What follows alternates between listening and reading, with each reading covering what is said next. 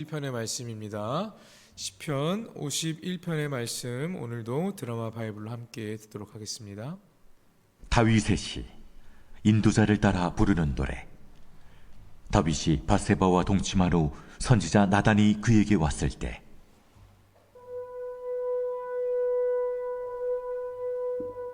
하나님이여, 주의 인자를 따라 내게 은혜를 베푸시며 주의 많은 긍휼을 따라 내 죄악을 지워주소서. 나의 죄악을 말갛게 씻으시며 나의 죄를 깨끗이 제하소서. 물은 나는 내 죄과를 아우니 내 죄가 항상 내 앞에 있나이다. 내가 주께만 범죄하여 주의 목전에 악을 행하였사오니 주께서 말씀하실 때에 의로우시다 하고 주께서 심판하실 때에 순전하시다 하리이다. 내가 죄악 중에서 출생하였으며 어머니가 죄 중에서 나를 잉태하였나이다.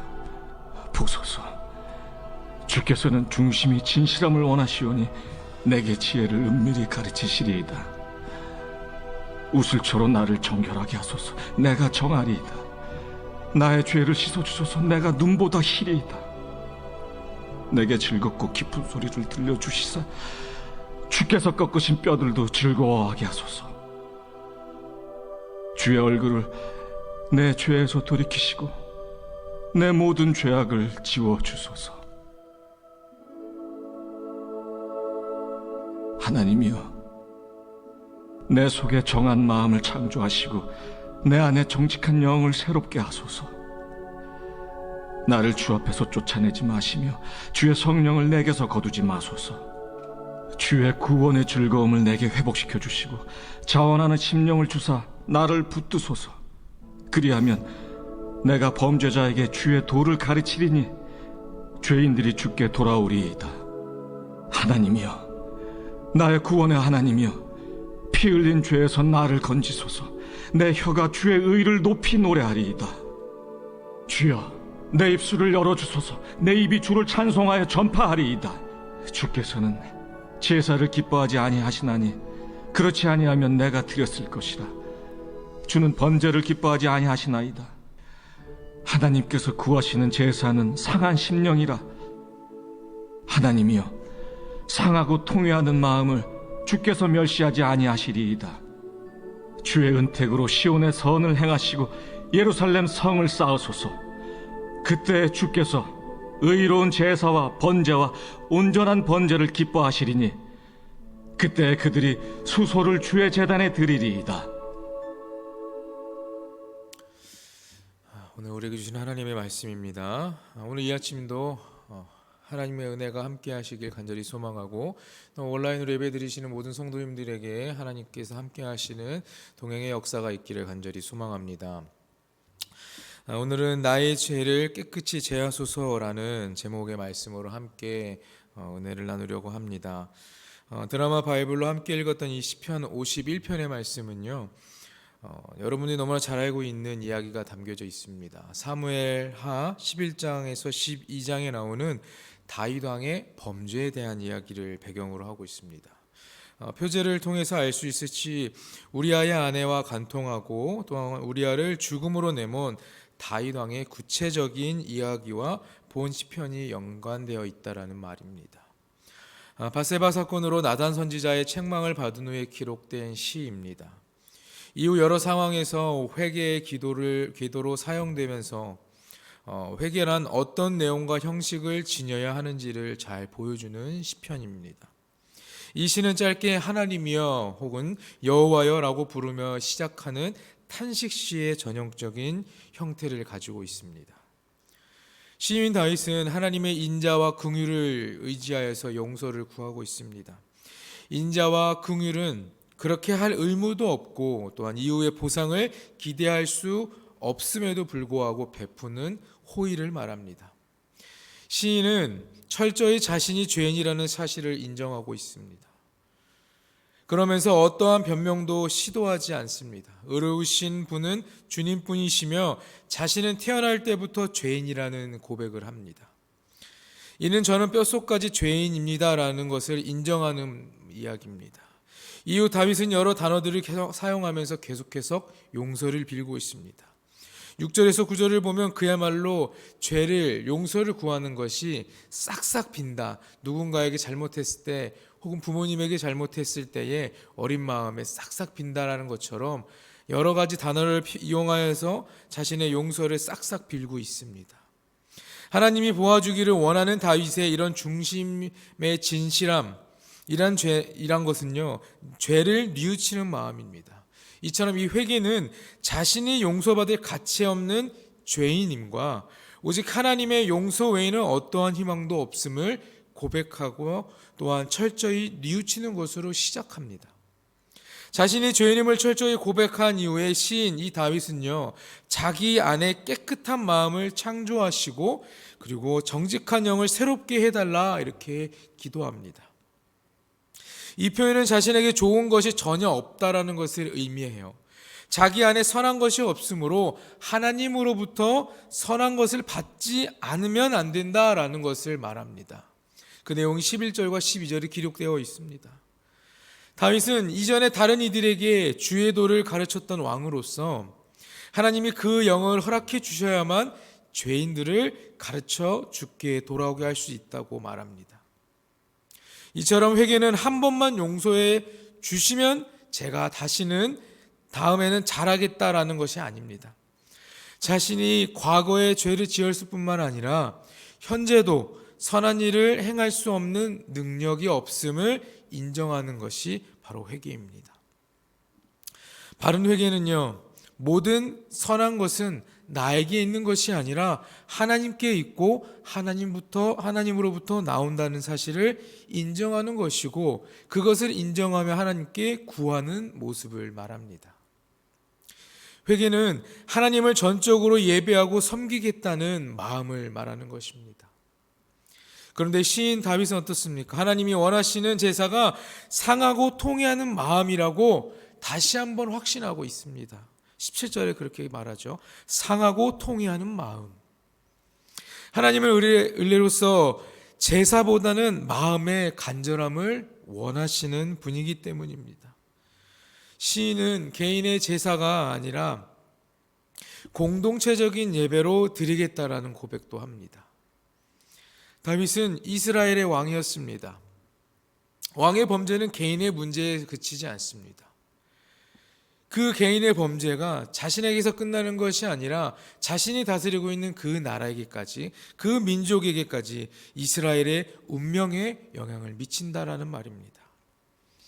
다윗은 자신이 용서를 받고 바른 마음으로 제사를 드릴 때 시온과 예루살렘의 제사 역시 회복될 것이라는 것을 바라보고 있습니다. 이처럼 진정한 회개는요, 개인의 내면적인 차원에서 벗어나서 공동체적인 것을 드러내기 마련입니다.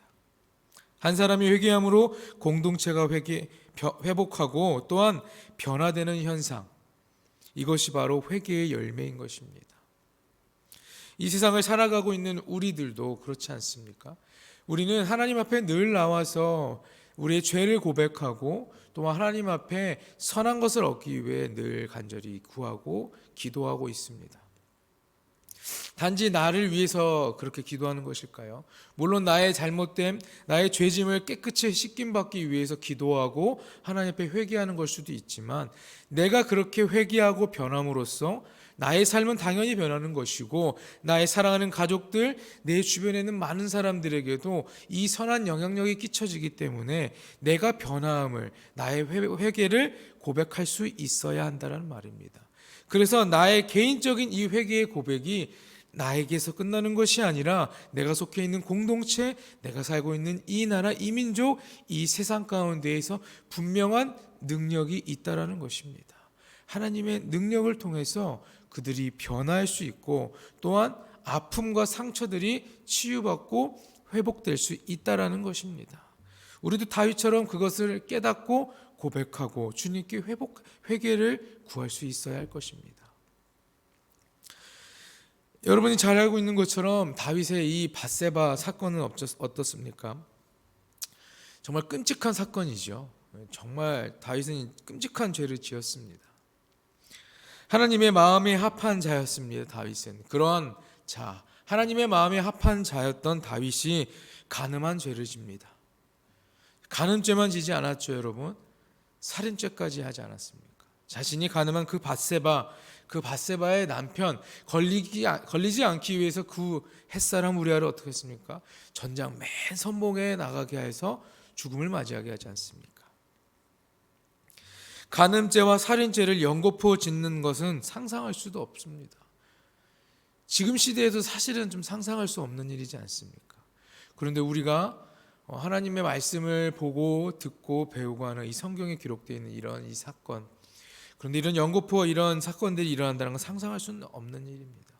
하지만 실제로 그런 일은 일어나고 말았습니다.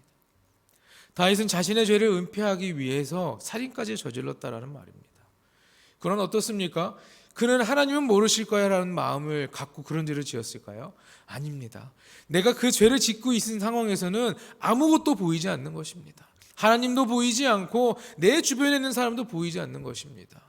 이것이 바로 사단마귀의 역사인 것입니다. 사단은 우리가 죄를 지을 때 어느 것도 보지 못하고 하나님의 음성도 듣지 못하게 우리의 눈과 귀를 가리는 것인데 그런 것이에요. 그래서 이런 간음 사건이 있을 때 이 간음의 죄를 은폐하고 덮기 위해서 또 다른 죄를 짓게 만든 것입니다. 그러나 어떻습니까? 하나님의 이런 불꽃 같은 눈은 피해갈 수 없었습니다. 하나님은 다 알고 계셨습니다. 그리고 누구를 보냅니까? 선지자 나단을 보내지 않습니까? 그 나단 선지자의 이야기를 듣고 그 책망함을 듣고 다윗은 잘못을 인정하게 됩니다. 자, 근데 여러분 어떻습니까? 죄를 지은 사람들 중에 10명 중에 10명이 다 자신의 죄를 인정할까요? 물론 계획적으로 범죄를 저지르는 사람도 있지만 우발적으로 죄를 짓는 사람도 있지 않습니까? 그러나 그런 사람들 다 떠나서 10사람이 죄를 짓고 난 다음에 다 그 사람들의 스스로의 죄를 인정하지는 않습니다. 자신은 억울하다, 나는 그렇지 않았다, 결과적으로는 다 그 죄가 드러나게 되는데 그렇지 않는 사람들이 많죠. 범죄자들 중에서는. 자, 그러나 우리 다윗은 어떻습니까? 하나님 앞에 죄를 짓고 그런 나단 선지자의 책망을 들은 뒤에 자신이 죄를 지었다라는 것을 정확하게 깨닫게 됩니다. 그리고 그것을 인정하게 되는 것입니다. 여기서 우리는 다윗의 이 마음을 배울 수 있어야 돼요. 여기서 우리는 이 다윗의 이 회개하는 마음을 우리는 본받을 수 있어야 되는 것입니다. 우리는 살인죄를 짓지는 않습니다. 그렇죠? 우리는 살인하지는 않습니다. 간음하지도 않습니다. 이런 말도 안 되는 이러한 죄를 짓지는 않지만 마음 가운데에서 우리가 짓는 죄들은 너무나도 많지 않습니까? 내가 너무나 싫어하는 사람이 있으면 그 사람에 대해서 마음속으로 안 좋은 생각, 미워하고 시기하고 질투하는 그 모든 것들이 하나님 앞엔 동일한 죄악이라는 것이에요. 그러한 죄를 지을 때 어떻습니까? 내가 그거 죄를 짓는 거 그냥 그냥 나 혼자 마음으로 생각으로 한 건데 그게 뭐 얼마나 큰 문제가 되겠어? 라고 생각하겠지만 아닙니다. 하나님이 보시기에는 똑같은 죄이기 때문에 우리는 이런 죄를 짓고 나서 그냥 흘려보내는 것이 아니라 내가 이러한 죄를 짓고 내가 하나님 앞에 이런 죄를 범했다라는 것을 깨닫게 되는 순간 그 순간 하나님께 무릎 꿇고 머리 숙여 회개할 수 있어야 되는 것입니다. 회개하는 것이 쉽지는 않은 것 같습니다, 여러분. 어떻게 보면은 나의 죄, 내가 지었던 죄를 고백하는 것이기 때문에 부끄럽기도 하고 이것을 내가 이야기를 했을 때 누군가가 들었을 때 나의 죄를 들었을 때의 그 불안함, 나를 안 좋은 시선으로 바라보면 어떡하지라는 그런 생각들이 너무나 많습니다. 그러나 그런 것들은 잠시 내려두고 내가 죄를 지은 것을 깨닫으면 하나님 앞에 그 죄악을 고백하는 자가 되어야 되는 것입니다. 다윗은 간음하고 살인하였지만 그 선지자의 책망을 통하여서 자신의 죄를 인정하고 깨닫고 하나님 앞에 철저히 회개했습니다. 그렇기 때문에 이 성경의 이 밧세바 사건 이후에도 하나님은 다윗을 들어 사용하시고 지금까지도 이스라엘에서 가장 위대한 왕으로, 이스라엘 사람들의 가장 위대한 왕으로 생각하고 있지 않습니까? 이런 다윗은 스스로 죄를 용서하고 싶어서 하나님 앞에 고백했던 사람입니다. 그러나 사람은요, 스스로 죄를 용서할 수가 없습니다. 그래서 우리는 주님께 구하는 것이고 주님께 회개할 수밖에 없다라는 말입니다. 하나님 앞에 죄를 숨길 수 없기 때문에 죄를 지으면 주님께 회개하는 여러분이 되기를 간절히 소망합니다. 모든 것을 할 수 있는 왕이었습니다. 다윗은. 이 왕이라는 게 지금의 대통령, 지금의 한 나라를 이끌어가는 그런 대통령들보다 혹은 현재 있는 왕들보다는 더 명예와 권력이 강하지 않았을까 생각이 듭니다. 하고 싶은 거 다 할 수 있었을 텐데 이 용서에 대해서만은 무기력한 인간이었다라는 말입니다. 하나님 앞엔 똑같은 사람이었다라는 말입니다. 우리 역시 죄를 용서받기 위해서는요, 하나님 앞에 철저한 회개가 있어야 합니다. 부르짖음이 있어야 된다는 것입니다. 우리가 그냥 하나님 앞에 죄를 짓고 나서 막 목 놓아 기도하면서 죄를 고백하는 것, 이게 어떻게 보면 굉장히 무식해 보일 수도 있습니다. 어떻게 저렇게 기도를 하고 어떻게 저렇게 회개를 하지? 라고 생각할 수 있지만 그 방법밖에 없습니다, 여러분. 그 방법이 무식해 보일 수 있고, 야, 저렇게 기도하는 거야? 라고 생각할 수 있겠지만 그 방법이 가장 최선인 것입니다. 하나님은 다윗이 죄를 용서하는 과정에서 다윗에게 한 가지 깨달음을 주셨는데, 그것은 바로 하나님이 상한 심령을 원하신다는 것입니다. 상한 심령을. 하나님이 진정으로 좋아하시는 것은 종교적인 제사가 아니라 통회하는 심령이라는 것을 알게 됩니다. 다윗이. 하나님은 우리가 절망과 비탄에 빠져 있는 것을 원치 않으십니다. 적어도 죄에 대해서만큼은 애통하며 울어야 한다는 것을 우리가 알기를 원하시는 분입니다. 죄에 대해서는요, 인간은 굉장히 무능력합니다. 죄에 대해서 인간은 굉장히 나는 괜찮을 거야라는 그런 마음으로 다가갑니다. 그러나 우리가 하나님께 용서를 구한다는 것, 하나님 앞에 서 있을 때 우리가 아무것도 아니라는 것, 그것은 바로 우리의 무능력을 우리가 다시 한번 깨달아야 된다는 것이에요. 하나님의 사람은 죄를 멀리해야 됩니다. 죄를 짓지 않도록 우리가 몸부림쳐야 한다는 것이죠. 그럼에도 우리 속에 내재져 있는 죄의 습성은 우리를 끔찍한 죄악의 길로 몰고 갈 때가 너무나 많습니다. 회개는 단순히 내가 지은 죄를 후회하는 것을 의미하는 것이 아닙니다. 내게 그 죄의 책임이 있음을 철저하게 인정하되 내 안에 어떠한 선한 것도 없기 때문에 오직 하나님의 도우심이 유일한 소망임을 고백하는 것이 바로 회개라는 말입니다. 진심으로 죄를 뉘우치는 사람이 귀한 시대이고 귀한 사람입니다. 겉으로는 잘못됐다고 말하고 사람들 앞에서 눈물을 흘리지만 실상 제스처만 보이는 사람이 정말 많습니다. 그렇게 사람들의 시선을 생각해서 기도하는 사람들이 많은데 사람들의 시선만 볼까요? 하나님의 시선만 바라보고 기도하는 사람들이 많습니다. 다윗이 위대한 이유는요, 그가 철저한 회개를 했기 때문입니다. 우리의 죄보다 하나님의 긍휼과 인자하심이 더욱 크다는 것을 믿고 어떠한 죄를 지었던 간에 다윗처럼 상한 심령으로 하나님께 나아가는, 그래서 용서받고 그 지었던 죄 가운데에서 자유함을 얻고 기쁨을 누리는 여러분들이 되길 소망합니다. 우리 살아가는 인생에서는요, 죄를 지을 수밖에 없습니다. 안 짓고 살아갈 수는 없습니다. 어떠한 죄가 더 무게가 있고 어떠한 죄는 가볍다, 그런 것은 없습니다. 하나님 앞에 죄는 동일한 거고 하나님 앞에 왕이든 일반 백성이든 한 그룹의 사장이든 아니면 일반 사원이든 똑같다라는 말입니다. 하나님 앞에 똑같은 무기력한 인간인 우리가 죄를 지었다면 하나님 앞에 회개하시는, 그래서 다시 한번 그 죄 가운데에서 우리가 벗어나 기쁨을 누리고 자유함을 얻는 여러분 모두가 되기를 간절히 축원합니다. 기도하겠습니다. 사랑의 주님, 우리가 살아가는 삶에서 우리는 주님과 함께 한다는 것을 입으로 고백합니다. 그러나 그것은 고백에서 멈출 때가 너무나 많고 우리의 실상의 행동과 삶에서는 그러한 모습은 전혀 보이지 않을 때도 많이 있습니다.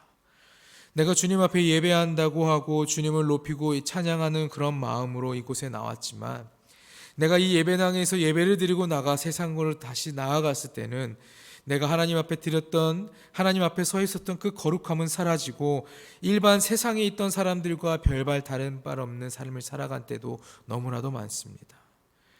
다윗 왕은 하나님 앞에 선택받았고 인정받았던 왕이지만 하나님 앞에 크고 끔찍한 죄를 저질렀습니다.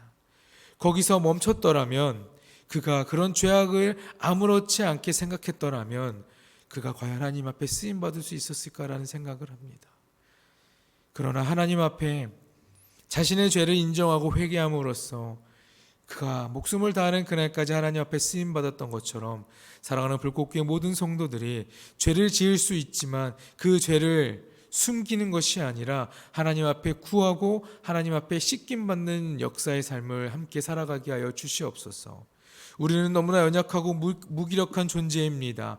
하나님과 함께 할 수밖에 없는 존재입니다. 하나님을 의지하고 따라갈 수밖에 없는 존재이오니 주님, 내가 주님 안에서 자유를 얻고 하나님 안에서 선함을 얻는, 또한 주님 안에서 나의 죄를 씻김받는 복된 삶을 살 수 있도록 하나님 역사하여 주시옵소서.